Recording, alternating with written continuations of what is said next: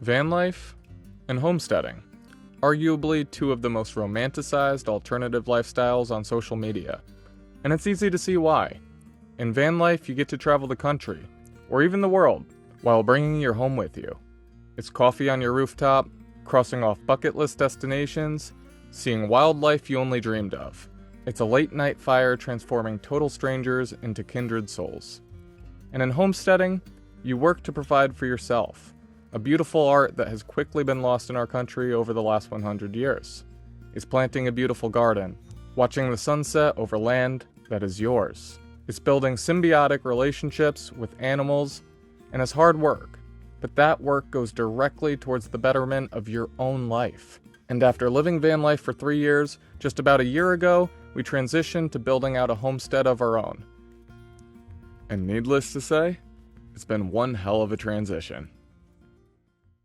So the transition from van life to homesteading seems to be very common and kind of the natural progression of living on the road to creating your own homestead. Yeah, when we were traveling, I'd say it was almost split 3 different ways of your response of like, so what's your plan with this? And some people were like, I'm doing this, I'm living on the road forever. Yeah, live and travel forever. Some people are like, we're just doing it till our savings runs out and then we'll figure out what's next.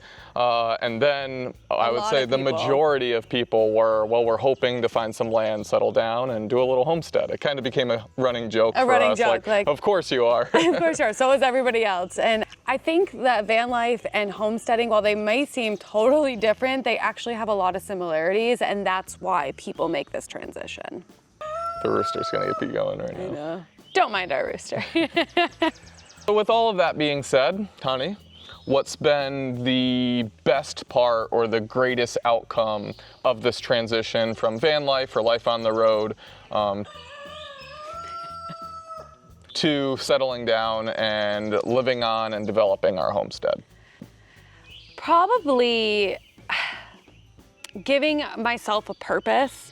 I feel like while life on the road is so absolutely magical, and you just kind of run out of like the purpose. Like you see beautiful things, you do awesome things, but we were just, I felt like I was lacking a lot of value. And just, I was looking for a different creative outlet that life on the road wasn't giving me anymore. I enjoyed it so much. So like, and I still like long for it. So that's what's funny about it. But I actually was craving some responsibility. So we kind of sensed these feelings coming and probably our last year of our 3 years on the road. And when we were in Mexico, we kind of honed in and we said, okay, let's define some areas to give ourselves purpose. So we took a language school. We learned more about like a coffee industry, kind of like honed in on interests rather than just seeing pretty things or cool cultures. And what you were... And it did help. It absolutely It absolutely helped. It just didn't do it enough, I don't think. And I think you were just mentioning before, you see all these pretty things, and after a while, it's like, okay, cool. Our friend Tim, who we've been spending some time with, calls this appreciation fatigue. Yes. Which I thought was a really, really cool way of putting to say it. Yeah. Yeah, where you're seeing all these incredible things that a lot of people don't get to see or experience, and you know you're supposed to feel a certain way. Yeah, you're like supposed to every time. It's like, wow, incredible.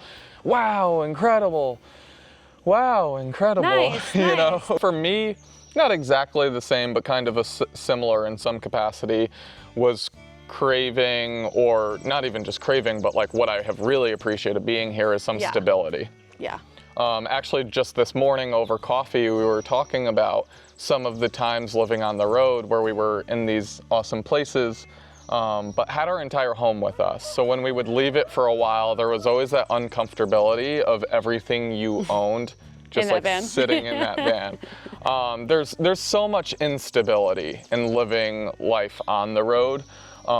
There's a lot of things that can go wrong that just in like a minute can totally swing your life into chaos. Something as simple as your van breaking down. Yep. Well, it's not just your van, it's your home. Your animals are in it. There's a lot of that. Still instability here, especially because we chose to live off-grid. But we have so much more stability here than we did living on the road, and part of that stability is actually responsibility. Exactly. So that's what I was saying, where they are a little similar is the responsibilities that we have here. So not just the fears of instability, but the actual creation of routine and stuff creates a sense of stability. Okay, so responsibility is a good thing, right? It's a good thing. It's your number one positive about this transition. What's your number one negative? It's also responsibility. And I'm gonna double down on that. It's definitely my number one negative Double-edged as well. sword, I guess. Like you crave it because it does feel good to have this responsibility and this structure, but also it is the biggest negative, I think, as well, of living on a homestead is that we can't just pick up and leave. Yep. And that it's not just me, him, and Atali and Fogarty anymore. There's a lot more factors. There's a lot more to take care of and look after. Even Yep. like a storm comes through, Yep. like there's a lot of things There's for a lot us of to prep. consider. I said this in a voiceover, I think, on a video of ours recently, but like life is a lot different when everything you own and care about fits within that little green machine Yep. behind us. Like that's a lot different in terms of responsibility, and there's a beautiful simplicity in that. It's funny that like the negative is the same as the best positive. And I think it's like an adjustment. And it's just like learning how to adjust to having these responsibilities and how over time it will be a little bit easier to leave. And that's the idea, right? And I think we're making this video to show you guys like how we're transitioning through all of this, how we're learning through this experience, learning what we like, what we don't like, what we want to do in the future to make this lifestyle more sustainable long term. I mean, forever, Yep. right? That's the idea. And giving our itches, like our travel bugs and our need to want to see the world is still making sure that those are valued because Yeah. that's part of us. And something that we've done very recently is just exploring where we live a little bit more. Yeah. So we've forced ourselves to slow down a little bit on projects and take a morning to go to the state park that's 25 minutes Yep. away and take our dog for a walk there, explore that a little bit, do the lake trail. And that's felt good recently. And that is, we've actually had a lot of people ask us, are we selling the van? And like, no. Like, because if we sell the van, that's it for us. And this van has so much value and so much life left to give in for us and our family. So the van is not going anywhere. So there's obviously a ton of positives and negatives that we could sit here and just babble on about. For your life, you personally, has this change been a positive for you as an individual and for your personal growth? Or is it something that you find yourself regretting more times than cherishing? Because there's going to be a balance of the two no matter what. There's a balance of the two no matter what. But I think overall this lifestyle is better for us, for me and for us. And Speak for yourself. so I haven't answered yet. I know. I think for me, it's better. I like taking care of everything here. I think it's bringing a lot of value. I really like the community I'm building here, which is something I was craving on the road. There's a whole world of community on the road, and it's incredible. And it's incredible, but I really missed like the long-term game with friends, and I feel like the road didn't give me that as much as I was hoping. It was hard meeting someone that could be your best friend and saying goodbye after a week, maybe a month. Yeah, they were on their own journey. Yeah. You know what I mean? But people here, like, they're here, and you get to develop this relationship with them here. And so for me, all of these responsibilities and all of these things are actually, I think, overall a positive. So I would agree with her overall that this has been more of a positive change in transition than a negative. Like any big decision you make in your life, there's always going to be second thoughts and, oh, should we have done it, and mixed emotions, and the grass is always greener. That's the reality. We find ourselves often painting the romantic vision of how life on the road was and forgetting all of the uncomfortabilities and all of the negatives that actually came along with it. And a lot of times when we actually like sit down and remember those, it makes us feel so much more comfortable here. Yeah. From there, something that's been really cool and really, really rewarding that road life really didn't give is seeing something change. Seeing something through. Yeah, exactly. No matter what with road life, like it was incredible, but you were picking up and moving every so often.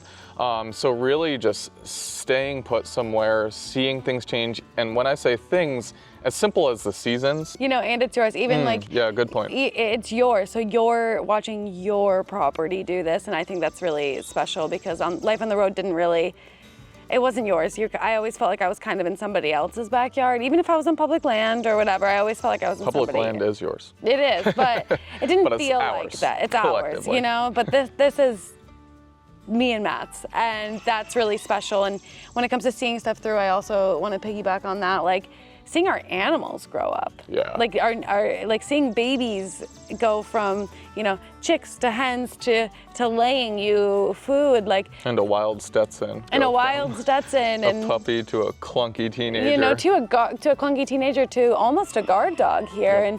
Yep. And things like that, like these animals are now bringing value to us as well. And yeah, I just wanted to piggyback off of that. So the transition for us has had its ups and downs. As you guys have seen. Yeah, there's been moments where it's like, this is absolutely 100% everything we wanted and more.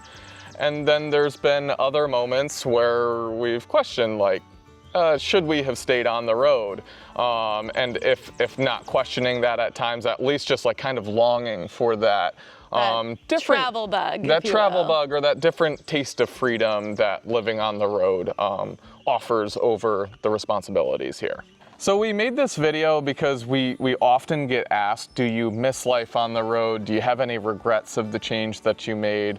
And because we were asked that pretty often, we thought it would be interesting to dive into how we've experienced this transition, because it is a major shift. It's a major shift. Life on the road and homesteading or starting a little farm, living a little more independently are lifestyles that are really glamorized on social media.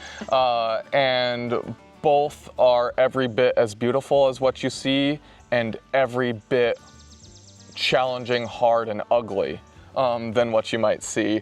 But rather than doing like a compare and contrast, like is this one better or is that one better, we just thought we'd share our personal thoughts of how the transition has been to us. And how it continues to grow. Like, we're still dealing with this transition, yep. You know, like a year later. And I think we might be dealing with this transition for longer than maybe we initially thought. Absolutely. This transition has been a roller coaster of emotions over the last year. There's been incredibly high highs and some darker lows. We've taken these ups and downs as opportunities to grow, to learn more about ourselves, and to learn more about each other. And one thing we've learned from our conventional suburban life to our endless adventures of life on the road, and now to the hardest and most rewarding work of homesteading, is that when you're feeling down, remember, the grass isn't always greener. But right now, here at the Runaway Ranch, the grass is pretty damn green. Thanks for running away with us. Back to farm chores? Back to farm chores. Let's do it. Mwah. Ugh.